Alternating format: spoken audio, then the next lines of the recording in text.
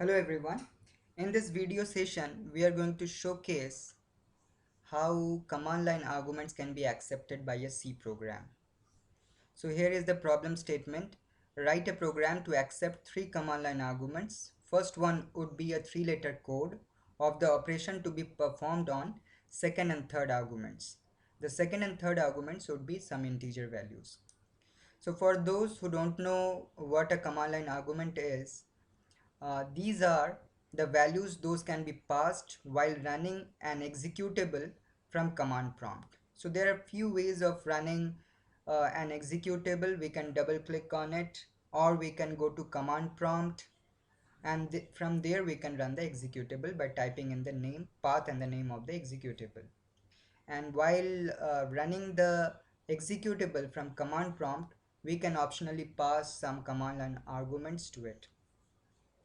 Now, you might be very familiar with notepad.exe if you are a Windows user.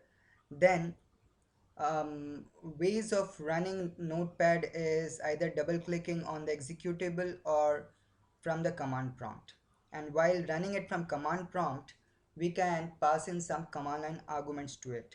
One of the command line arguments that notepad.exe accepts is path of a text file that we wanted to open. So let me show you how a notepad.exe can be run from command prompt.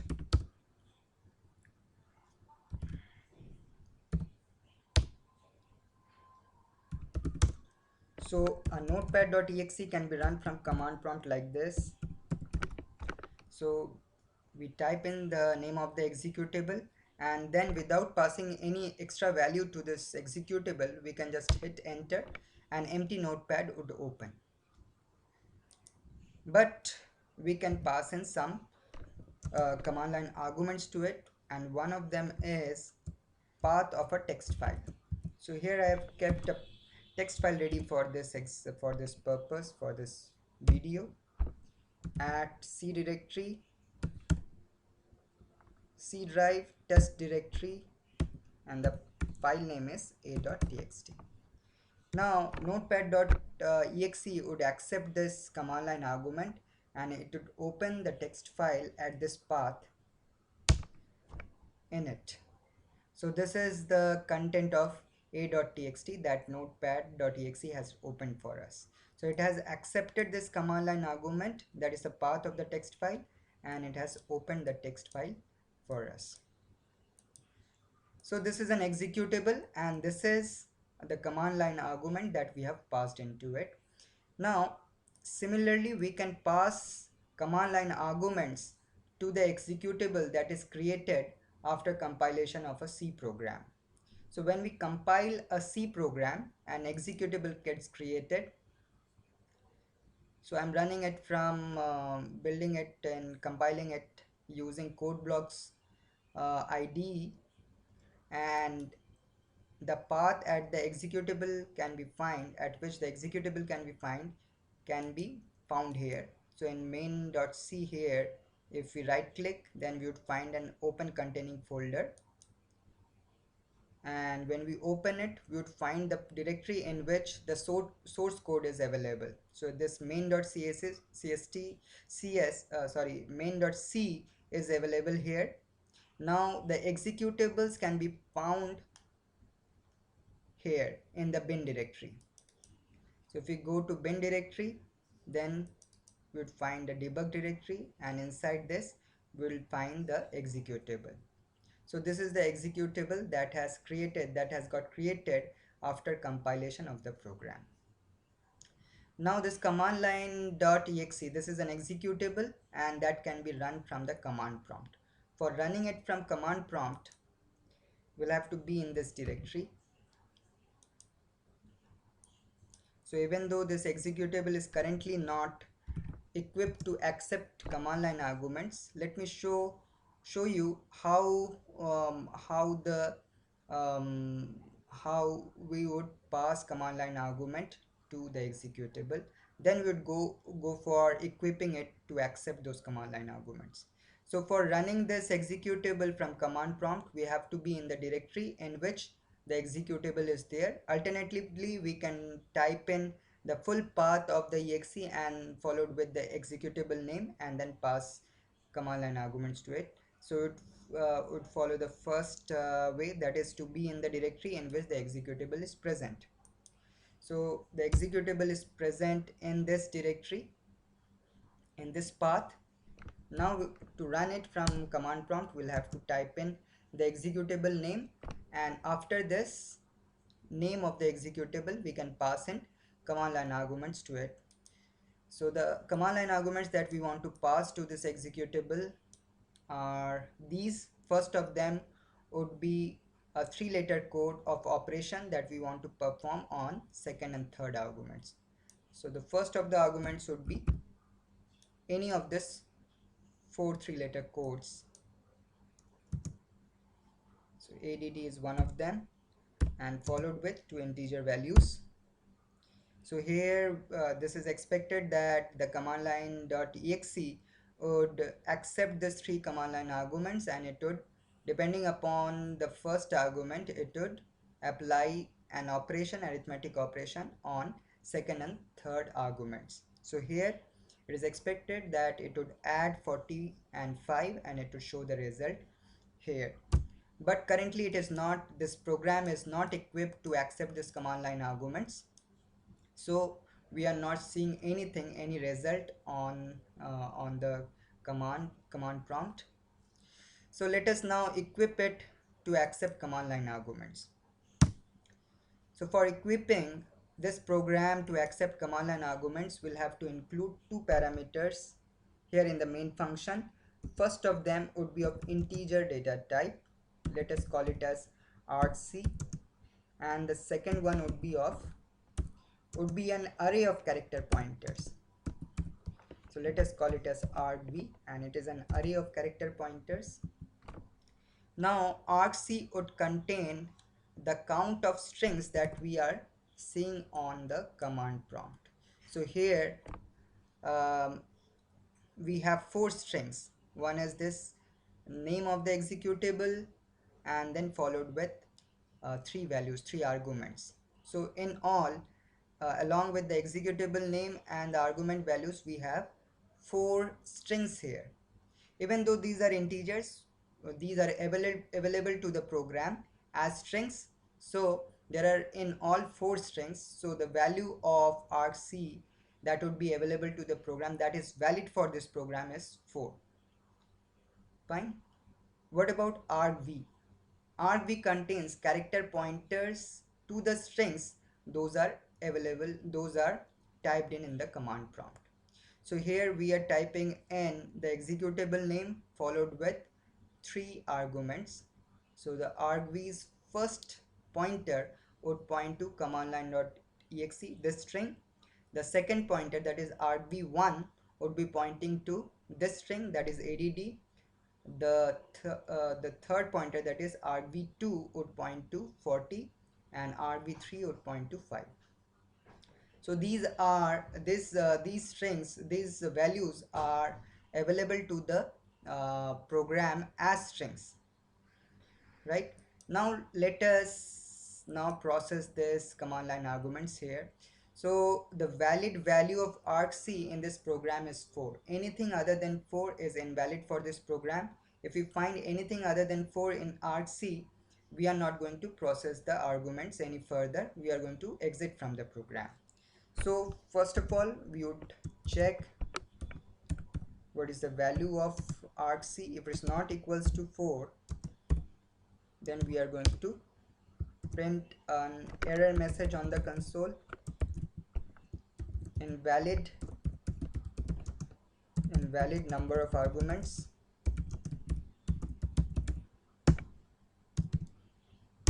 and we are going to return from this program without going any further. So while returning, I'm returning a 1. 1 would mean that something has gone wrong with the program, and a 0 means that execution was normal. Fine, so we are returning 1 from here. Now if argv1, that is the first argument, argv1 is a character pointer which is pointing to the first argument. Argv0 is pointing to the name of the executable. Now if this is add, then we'll have to perform an addition operation on argv on the string that is pointed by argv2 and on the string pointed by argv3, right? So if argv1 points to add, that means the string pointed by argv1 is add. So for this we would be using a string comparison function, strcmp. It is a function which takes in addresses of two strings and compares them, and if they are equal then it returns a 0. If they are not equal then it returns something, a value which would be non-zero. So argv1, so we are going to compare argv1 with add, and if it returns a 0, that means argv1 is add, and then we are going to perform an addition operation on second and third arguments. So now, as I said, that the arguments would be available to the program as strings. Even though they are integers, they would be available to this program as strings. So before applying addition operation or any other arithmetic operation on these arguments, we'll have to first convert them back to integers. And for converting them back to integers, we would be using an inbuilt function known as a to I, that stands for ASCII to integer, and the prototype of which is available in stdlib.h. So first of all we are using strcmp. So for that we would be including string.h header file, string.h header file, and we would also use a2i inbuilt library function. So for that we would include stdlib.h, right? And for storing the converted values, we would first declare two variables a and b, and in a we would store the converted value. So this argument is pointed by argv2. a2i takes as parameter the pointer to the string that it is supposed to convert to integers. So it is the array, the address of the string is argv2. Likewise, the third argument is pointed by argv3. Now this would be converted to integers and stored in a and b. Now we can add these two and display the result on the console. %d a plus b.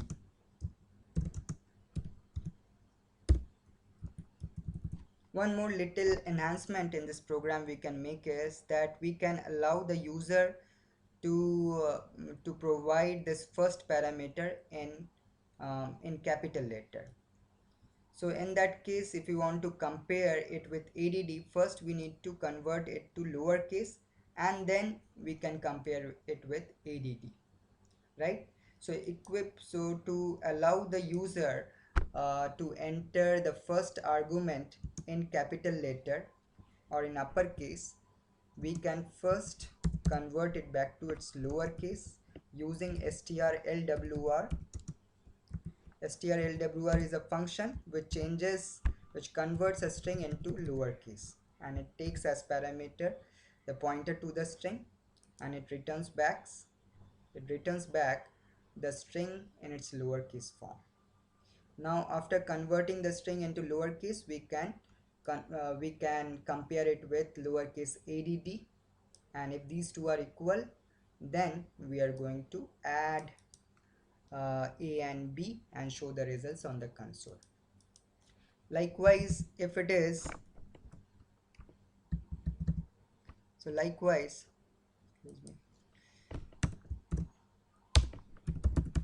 Likewise, if this is equals to sub, then we are going to subtract this two values, and if it is equals to mul, then we are going to multiply these two values. If it is equals to div, then we are going to divide these two values, but in division we'll have to see that this would become an integer division because a and b both are integer values. So to get the fractional part of the division, we need to convert at least one of them into float, and then we'll have to use %f over here. All other arithmetic operations would be giving a result in integer, but the division can actually give a non-integer fractional value as well. So %f would be used here. Every other place it would be %d. If argv1 does not point to any of these four alternatives, then it is an invalid input, invalid argument. So if it is not equals to add, sub, mul or div, then it is an invalid argument, or the operation is invalid. So you would print an error message, invalid operation, and we can return a non-zero from the main function to represent that that the exit from the program was abnormal. So this return value as such does not mean much in this program, but for the sake of it, we are returning a 1. Now we are done with our coding. Let us now build it and run it from command prompt. So it has built correctly. Now let us go ahead and run it from command prompt. So earlier we ran it with these 3 arguments, and there was no results shown up on the console. But now if we run, it should show the result. So it is showing 45, which is correct. When we add 40 plus 40 and 5, it should be 45. Now let us test sub. So 40 minus 5 is 35, so the result is coming out to be correct. Now let us test mul. It should be 200, so still it is correct. Now div, 40 divided by 5 should be 8, so still it is correct.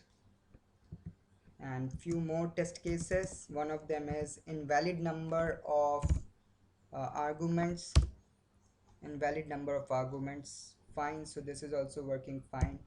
And the last one, the last of the test cases that we are going to try on it, is invalid operation. Right, so it is showing invalid operation on the console.